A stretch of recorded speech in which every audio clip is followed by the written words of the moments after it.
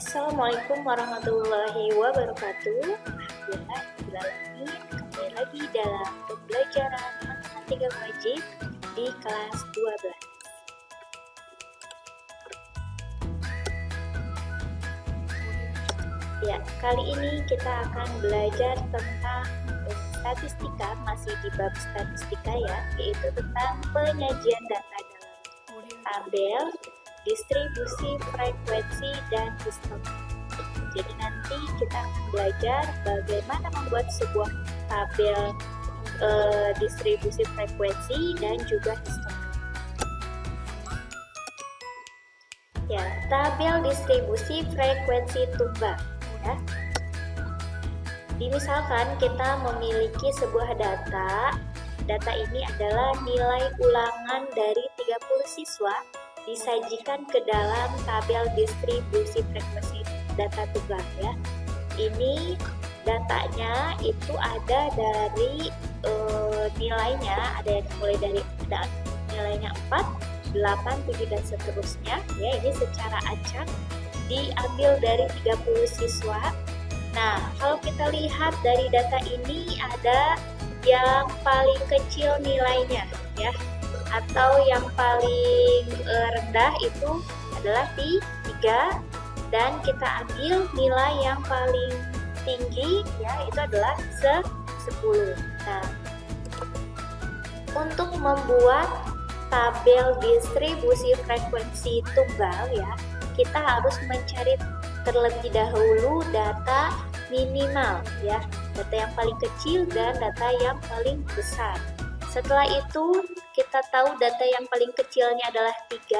Setelah 3 itu ada angka berapa saja atau nilai berapa saja yang didapatkan oleh siswa tersebut. Ternyata nilainya ada dari nilai 3, nilai 4, nilai 5, nilai 6, 7, nilai 8, nilai 9, dan nilai 10 ya. Nah, setelah itu kita buat tabelnya. Setelah dibuat tabel, beri kolom nilai dan juga turus. Berikutnya adalah banyaknya siswa. Nilai 3, kita lihat ya, dari data ini kita cari berapa yang mendapatkan nilai 3. Ternyata ada 1 siswa yang mendapatkan nilai 3, maka turusnya kita beri 1 kali turusnya. Banyaknya siswanya adalah 1. Lalu nilai yang kedua adalah 4. Setelah itu ada berapa nilai 4 yang diperoleh oleh siswa, ada berapa banyak siswa yang mendapatkan nilai 4. Ternyata setelah dicari ada 4. Bikin turusnya 4 ya. Bikin satu-satu garis sebanyak 4, lalu banyak siswa ditulis juga 4. Berikutnya juga sama, nilai 5, 6, 7, 8, 9, dan 10. Nah, anak-anak yang ada di depan kalian, tabel ini adalah tabel distribusi frekuensi tunggal ya.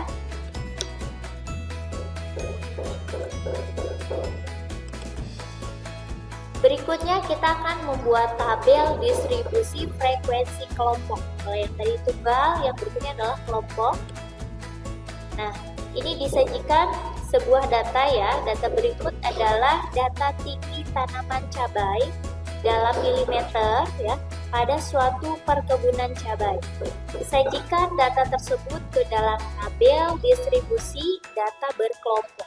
Ini ada hasilnya ada 123, ini dalam milimeter ya, 123 mm, 131 mm, dan seterusnya sampai 124 mm. Setelah itu, untuk membuat tabel distribusi frekuensi kelompok, kita akan menggunakan data di atas ya. Akan kita hitung dulu banyaknya data atau M itu adalah 40. Lalu tinggi maksimum ya, atau X max-nya adalah 135, tinggi maksimumnya atau tinggi maksimum dari cabai ini 135. Terus tinggi minimum atau X min adalah 120 ya. Berikutnya kita mencari jangkauan atau dilambangkan dengan J jangkauan ini adalah X max dikurangi X min, berarti 135 dikurangi 120 sama dengan 15. Berikutnya mencari banyak kelas atau kita beri lambang K ya, banyak kelas sama dengan 1 ditambah 3,3 log N ya. Itu berarti sama dengan 1 ditambah 3,3 log N-nya adalah 40. Ya, kita selesaikan, ternyata didapat adalah 6,2868. Jika anak-anak bingung cara mencari 3,3 log 40-nya, bisa dibantu menggunakan kalkulator ya. Tinggal menggunakan kalkulator yang saintifik. Ternyata ini hasilnya 6,2868. Berarti banyaknya kelasnya itu adalah mendekati 6. 6 yang kita ambil karena ini 2, lebih kecil ya dari atau kurang dari 5, maka kita bulatkan menjadi banyaknya kelas ada 6. Kita akan mencari panjang kelas atau dilambangkan dengan C sama dengan ya, ini jangkauan dibagi dengan banyaknya kelas atau C dibagi K. Jangkauannya ada 15, panjang banyaknya kelas adalah 6, maka didapat 2,5. Kita bulatkan menjadi 3. Jadi panjang kelasnya adalah 3. Jadi anak-anak, sebelum kita membuat tabel distribusi frekuensi kelompok, kita harus mencari banyaknya data, tinggi maksimum, tinggi minimum, jangkauan, banyaknya kelas, dan juga panjang kelas ya. Masing-masing itu harus dicari. Nah, dari hasil yang tadi sudah kita cari ya data-datanya, kita buat tabelnya. Buat tabel yang isinya itu ada hasil pengukuran ya. Hasil pengukuran itu tadi nilainya, tingginya berapa saja, kita sebut hasil pengukuran. Terus kita cari titik tengah kelasnya juga, terus turusnya dan frekuensi atau FI. Frekuensi ini berarti banyaknya hasil pengukuran ya, di antara 120 sampai 122 itu ada berapa banyak yang tingginya di antara itu. Ternyata ada 7 ya. Gitu. Ini ada X sigma FI. Sigma FI ini adalah jumlah ya dari frekuensi, banyaknya frekuensi. Jumlahkan semua 7 ditambah 16 tambah 11 dan seterusnya, yaitu 40. Nah, berikutnya kita akan membuat histogram. Bagaimana cara membuat histogram? Perhatikan tabel frekuensi di bawah ini yang berisi informasi berat badan dari 80 anggota klub olahraga. Ya, ini Ibu sudah buatkan tabelnya, beratnya dalam kilogramnya. Mulai dari 41 sampai 50 ternyata ada 7 orang, sebanyak 7 orang.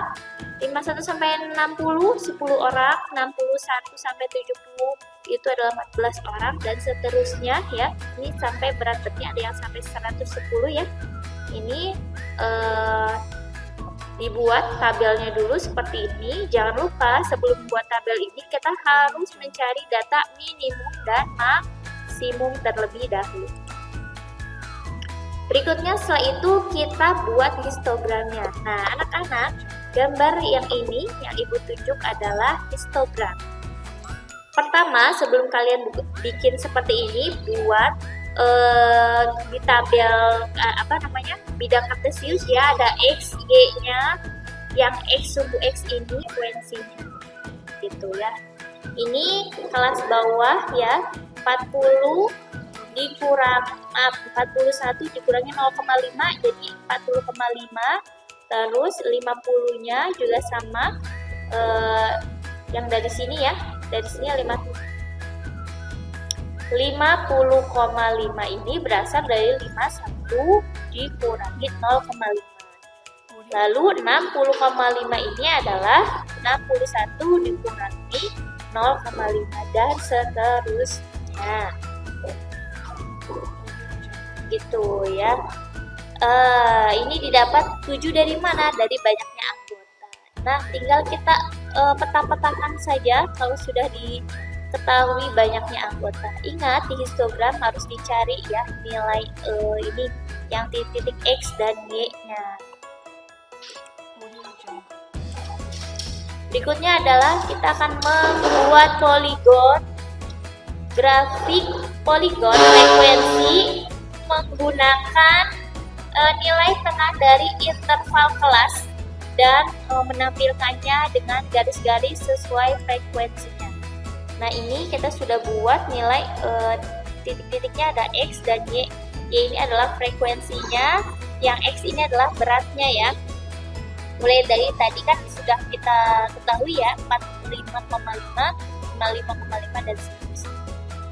Kalau yang ini, poligon ini digambarkannya dihubungkan 45,5 ini batas minimum kelas, berarti frekuensinya di kelas ini berapa gitu ya, dihubungkan ke titiknya.